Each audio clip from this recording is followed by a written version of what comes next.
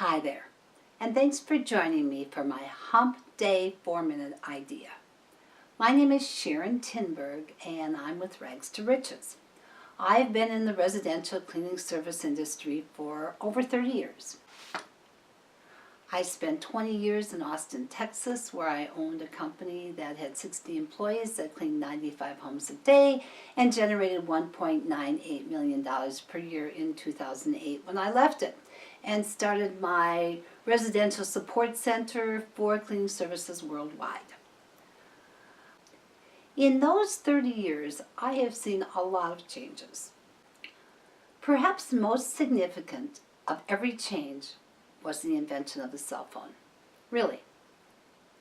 Going from giving cleaners a bag full of quarters every time you saw them so they could stop at a payphone and call you if they couldn't find the home from the map that you gave them, in the pouring rain, to having a cell phone with a GPS that they can follow to that home, and if it doesn't work that way, they can try Maps or try Siri. They don't need to talk to you at all or get out of their car in that pouring rain.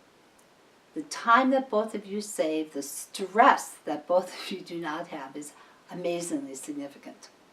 It is perhaps wise to remember here, like the third law of physics, for every reaction there's an equal and opposite reaction, that not communicating as much with your employees doesn't give you near as much opportunity to thank them, to tell them how grateful you are that they're there. Granted, when you text them, you all close your text with a thank you, but there's less need to text. I believe that you need to keep this in mind and remember that every time I do a survey of employees in an office, one of the significant results is that they don't feel appreciated. Why not go back to the tried and true way of writing somebody a thank you note every week?